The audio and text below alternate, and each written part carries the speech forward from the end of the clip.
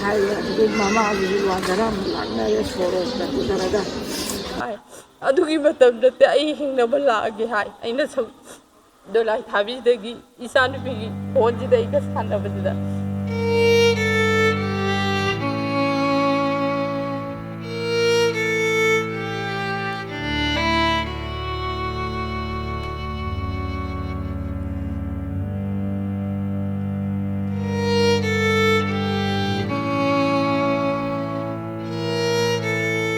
Aina askari na to jibo na ko chele yum da ka de di yum da chele ko de di gari ji ama thogi ani thogi sam thona karba ade ana yum da sang yal ga lao tholo to de loi thole adu ga lae ba khoi gi na pa ju khoi ju khoi mau ne ka ne pulap lae gari moi wi garam tholok ta de yaw re ba ade gam piang hai ba khun chei da moi khulai ba yam le me ba utup su pai ra mi nong ju pai ra mi yam le me ana khoi na to ba gari ji wi ga si da nung dum na thar ko ne ba ha ba yaw sai na kan ba yaw toro ko da gi khoi hanji mang da pham ba du da pa le se da pa la ga si kai ra khoi di dum doctor sa le da gi di numi tara ma thoi ni le ba doctor da mai tong da na lai re tung da lak pa ji kamai tong ge sam pau ta ba kan da di lak pa ngam da ba ju gari han gi ju yaw re hai da mi ju tare lak tre hai ma to re lai ba ngam de ba khoi ju doctor ji ko yam wa na le ba mai tong da na lai ye nge kho le to ga lak pa kan ji da Hujik phau ji da kana gumba magi mating yaw da bi da khoi khundra kong gi si da khar khar lak pa khop pa mo mayam na kan no khona bi da khoi cha ba bi chari ko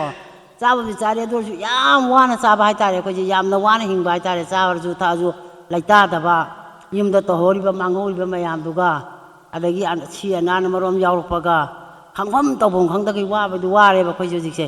adagi kari wai ka do no kai do ga ju ngasi ji bi re la me mana adu hairam ma ga ju khoi ji hana sum tau bi gi dra bani na wa khan ji nungai bam ju khang de patha bam ju khang de ba adagi ji angang nu bi le ba kholi ba to ji narak pa yawi adagi di adu cha ge adu thak har ko ju yawi khoi ju kari inda ju pai de isa khak tani lang ne ji kari mau ga pu nang pan nang ba na tre ba khoi je kem ta adana smai to na khoi ji yam wa na lai re bu adu kari dau ji ge matung da na kari dau bi ra ka doi no adu khoi di changu har jo khoi bu layu khoi khun da lai di lai ni layu hai ba tar ga ju khoi di moi khulai pai ba sing ji tan thok ki ba na tra ga na sifai matik chana thambi ba na tra ga de khoi di lai bu su ngam moi ba khun ji da yam wa na ya wa re wa ba di wa ba ya ba kai wa re khoi ji to bom khang de khan pham ju khang de ma potha bam ju khang de khoi ji lai bom khang de ba yam wa le ba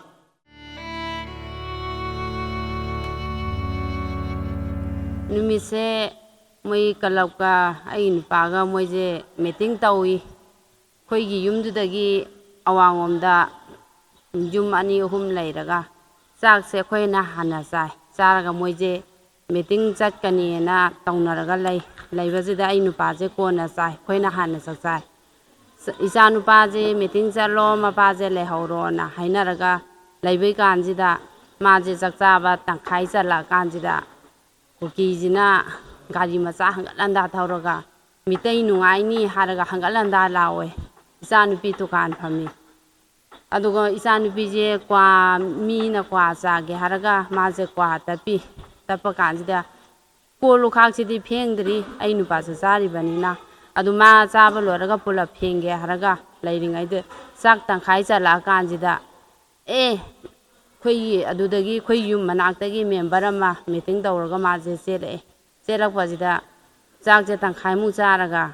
ko lu khak je puthoi aina puthopa ji da kai daure anan hai member je iche khoi chalani hai sumang degi ko lu khak je mangon do pusale ba phenge na puthokpa kon je mangon do pusalaga mangon ji da jai launa thadaraga ai je changjal le ba changjal la kan ji da ai isa nupa je na tu khong po mi tu khong lei the ai je isa nupa na ima nang kai dauri haraga ai je kuthi thi numi se ai di la kano jina kuki jina sumaina irang haure haba jo ai di sukang khang de isa nupi na jo hai di isa nupi di dukan phami kwa cha ge na tapaga leiba ji da ai na isa nupi ji da kon pheng na ba na be nang kai dauri ge hai ba ji da ima ai loi re hare aduga isa nupa je na ai khong tek ba ji da moi di meeting je chat ke na taw ba ji da ai khong nei thek pane tu pom ma ga leiba ji da isa nupa na gari mai lang na ba ji da ai gi inak te ise nupa ma lei moi di loi na gari je tonga ga kham ga lei ꯏꯃꯥ ꯅꯪ ꯆꯠꯅꯕ ꯅꯪ ꯂꯣꯏꯁꯜꯂꯣ ꯍꯥꯏꯌꯦꯕ ꯃꯪꯂꯥ ꯍꯥꯔ ꯈꯪꯗꯦ ꯑꯩꯁꯦ ꯁꯅꯥꯃꯦꯀꯥꯔꯣꯝꯗ ꯆꯪꯉꯒ ꯄꯥꯛꯁꯤꯗ ꯄꯩꯁꯥ ꯁꯣ ꯂꯣꯜꯂꯒ ꯊꯝꯃꯤ ꯁꯅꯥ ꯄꯩꯁꯥ ꯑꯗꯨꯗꯣ ꯆꯦꯟꯖꯜꯂꯒ ꯑꯩꯁꯦ ꯁꯣꯁꯦ ꯂꯧꯊꯣꯛꯑꯒ ꯍꯥꯡꯒꯦ ꯇꯧꯕꯁꯤꯗ ꯏꯆꯥ ꯅꯨꯄꯥꯁꯤꯅ ꯏꯃꯥ ꯅꯪ ꯁꯤꯅꯤꯡꯉꯕ꯭ꯔꯥ ꯅꯪ ꯑꯗꯨꯒꯤ ꯃꯇꯝ ꯅꯠꯇꯦ ꯇꯣꯛꯂꯣ ꯍꯥꯏꯔꯒ ꯏꯆꯥ ꯅꯨꯄꯥꯁꯤꯅ ꯁꯞꯇ ꯇꯧꯔꯒ ꯂꯥꯎꯔꯒ ꯁꯣꯁꯦ ꯁꯅꯥꯃꯦꯀꯥꯗ ꯂꯥꯛꯇꯅ ꯂꯪꯊꯣꯛꯑꯝꯃꯒ ꯑꯩꯁꯦ ꯂꯥꯛꯑꯦ ꯃꯣꯏꯅ ꯍꯥꯟꯅ ꯃꯥꯡ ꯊꯥꯏ ꯏꯆꯦ ꯍꯣꯏꯁꯤꯅ ꯍꯥꯏꯔꯤꯕ ꯏꯆꯦꯁꯤꯅ ꯑꯩꯅ ꯇꯣꯡꯉꯤꯕ ꯒꯥꯔꯤꯁꯦ ꯏꯆꯦ ꯑꯃ ꯁꯤꯗ ꯂꯩꯕꯅꯤ ꯅꯨꯡꯅ ꯊꯣꯝꯃꯛꯄꯁꯦ ꯁꯤꯗ ꯄꯤꯁꯨꯝ ꯁ꯭ꯋꯥꯏꯗ ꯄꯥꯝꯃꯦ ꯑꯩꯒ ꯁꯨꯃꯥꯏꯅ ꯐꯝꯃꯤꯟꯅꯩ ꯏꯃꯥꯅ ꯃꯇꯥꯏ ꯐꯪꯉꯤ ꯑꯩ ꯏꯁꯨ ꯅꯨꯄꯤꯁꯤꯅ ꯁꯤꯗ ꯐꯪꯉꯤ ꯑꯩꯅ ꯁꯤꯗ ꯁꯨꯛ ꯆꯥꯎꯕ ꯅꯨꯡꯁꯤꯅ ꯊꯣꯝꯃꯒ ꯏꯆꯦꯁꯤꯗ ꯄꯥꯜꯂꯦ ꯑꯗꯨꯒ ꯑꯩ ꯏꯆꯦꯁꯤꯅ ꯑꯩꯉꯣꯟꯗ ꯇꯐꯥꯝꯅꯤ ꯑꯩ ꯀꯩꯅꯣꯝꯃ ꯇꯧꯔꯦ ꯍꯥꯏꯔꯒ ꯑꯩꯉꯣꯟꯗ ꯂꯨꯛꯊꯔꯒ ꯁꯤꯗ ꯉꯥꯗꯍꯜꯂꯦ ꯑꯩꯅ ꯏꯆꯦꯁꯦ ꯁꯤꯗ ꯏ ꯑꯣꯔꯣ ꯆꯦꯟꯊꯔꯛꯄꯁꯦ ꯑꯩꯅ ꯄꯥꯈꯠꯂꯒ ꯑꯩꯒꯤ ꯐꯤꯁꯤꯅ ꯁꯨꯃꯥꯏꯅ ꯅꯝꯁꯤꯜꯂꯒ ꯄꯨꯔꯒ ꯂꯥꯛꯏ ꯅꯨꯃꯤꯠꯁꯦ ꯏꯆꯦꯁꯦ ꯗꯣꯂꯥꯏ ꯊꯥꯕꯤ ꯌꯧꯔꯦ ꯗꯣꯂꯥꯏ ꯊꯥꯕꯤ ꯌꯧꯕ ꯀꯥꯟꯗ ꯑꯩꯒꯤ ꯅꯨꯄꯥꯁꯦ ꯁꯨꯃꯥꯏꯅ ꯑꯩ ꯁꯣꯛꯄ ꯌꯥꯎꯔꯦ ꯍꯥꯏꯔꯒ ꯑꯩ ꯅꯨꯄꯥꯁꯦ ꯏꯀꯧ ꯍꯜꯍꯜꯂꯦ ꯍꯜꯍꯟꯕ ꯀꯥꯟꯗ ꯑꯩ ꯅꯨꯄꯥꯁꯤ ꯌꯨꯝ ꯌꯧꯕ ꯀꯥꯟꯗ ꯒꯥꯔꯤ ꯊꯧꯖꯟꯕ ꯀꯥꯟꯁꯤꯗ ꯏꯀꯧ ꯕꯖꯥꯔ ꯒꯥꯔꯤ ꯌꯨꯝ ꯃꯩ ꯊꯥꯕ ꯍꯧꯈ꯭ꯔꯦ ꯑꯩꯈꯣꯏꯒꯤ ꯏꯁꯥꯒꯤ ꯒꯥꯔꯤ ꯑꯅꯤ ꯑꯃꯁꯨ ꯌꯥꯎꯈ꯭ꯔꯦ ꯑꯩ ꯅꯨꯄꯥ ꯇꯨꯔꯦꯜꯂꯣꯝꯗ ꯐꯥꯎꯔꯒ ꯂꯥꯛꯏ ꯑꯩꯅ ꯍꯥꯏ ꯅꯪ ꯀꯗꯥꯏꯗ ꯂꯩ ꯍꯥꯏ ꯏꯀꯧ ꯕꯖꯥꯔꯗ ꯂꯩ ꯍꯥꯏ ꯃꯥꯅ ꯄꯨꯂꯤꯁꯀ ꯂꯩꯃꯤꯟꯅꯩ ꯍꯥꯏ ꯁꯨꯃꯥꯏꯅ ꯄꯩꯁꯥꯒ ꯁꯅꯥꯒ ꯂꯩꯍꯧꯕꯅꯦ ꯊꯨꯒꯥꯏꯔꯛꯑꯣ ꯄꯩꯁꯥꯗꯣ ꯂꯧꯊꯣꯔꯛꯑꯣ ꯍꯥꯏ ꯑꯗꯨꯒꯤ ꯃꯇꯝꯗꯗꯤ ꯑꯩ ꯍꯤꯡꯅꯕ ꯂꯥꯛꯑꯒꯦ ꯍꯥꯏ ꯑꯩꯅ ꯗꯣꯂꯥꯏ ꯊꯥꯕꯤꯗꯒꯤ ꯏꯆꯥꯅꯨꯄꯤꯒꯤ ꯐꯣꯟꯁꯤꯗ ꯑꯩꯒ ꯁꯥꯟꯅꯕꯁꯤꯗ ꯑꯗꯨꯒ ꯀꯨꯄꯣꯛꯄꯤꯔꯣꯝꯗ ꯗꯨꯔꯥꯏ ꯊꯥꯕꯤꯔꯣꯝꯗ ꯐꯥꯎꯔꯒ ꯃꯥꯁꯦ ꯂꯥꯛꯑꯦ ꯂꯥꯛꯑꯒ ꯑꯗꯨꯃꯥꯏꯅ ꯇꯧꯔꯒ ꯄꯥꯜꯂꯧꯗ ꯑꯍꯤꯡ ꯑꯃ ꯂꯦꯛꯑꯦ ꯁꯨꯗꯨꯝ ꯗꯨꯝꯗꯕꯤꯗ ꯅꯣꯡꯉꯥꯟꯕꯐꯥꯎ ꯑꯩ ꯅꯨꯄꯥꯁꯦ ꯊꯦꯡꯅ ꯍꯜꯂꯛꯏ ꯍꯜꯂꯛꯏ ꯏꯆꯥ ꯅꯨꯄꯥꯒ ꯑꯩꯈꯣꯏ ꯄꯨꯂꯞ ꯄꯥꯜꯂꯧꯗ ꯂꯩꯃꯤꯟꯅꯔꯀꯥꯟꯗ ꯈꯨꯔꯥꯏꯗ ꯑꯃꯨꯛ ꯆꯠꯂꯦ ꯈꯨꯔꯥꯏꯗ ꯑꯍꯤꯡ ꯑꯃ ꯂꯦꯛꯑꯦ ꯂꯦꯛꯑꯀꯥꯟꯗ ꯁꯤꯗ ꯂꯩꯒꯗꯧꯅꯦ ꯍꯥꯏꯔꯒ ꯑꯩꯈꯣꯏ ꯃꯌꯥꯝ ꯄꯨꯜꯂꯒ ꯁꯨꯃꯥꯏꯅ ꯂꯩ ꯑꯩꯈꯣꯏꯅ ꯆꯦꯟꯕꯕꯨ ꯊꯧꯗꯣꯛ ꯊꯣꯛꯑꯀꯥꯟꯗ ꯆꯦꯟꯕꯁꯦ ꯏꯁꯨ ꯑꯄꯤꯛꯄꯁꯨ ꯌꯥꯎꯏ ꯑꯩ ꯁꯤ ꯍꯥꯏꯔꯒ ꯂꯣꯏꯁꯤꯟꯖꯔꯒꯦ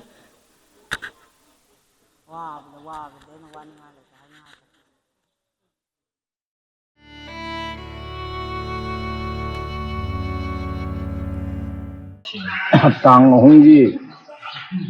ꯅꯨꯡꯗꯥꯡꯒꯤ ꯄꯨꯡ 9:40ꯗ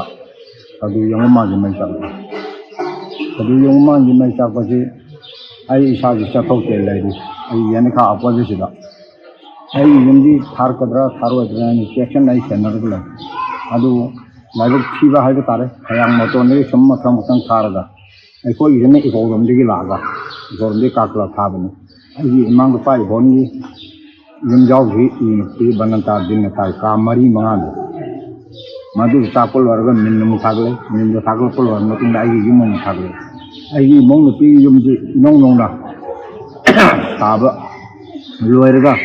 ꯃꯩ ꯄꯨꯁꯟꯒꯗꯧ ꯐꯤꯠꯇ ꯆꯤꯡꯈꯠꯂꯒ ꯂꯣꯏ ꯊꯝꯃꯕꯅꯤ ꯌꯨꯝ ꯑꯍꯟꯕꯁꯤꯗꯤ ꯆꯥꯛꯄ ꯉꯝꯗ꯭ꯔꯕꯅꯤꯅ ꯅꯨꯃꯤꯠ 2-3 ꯆꯥꯛꯇ꯭ꯔꯦ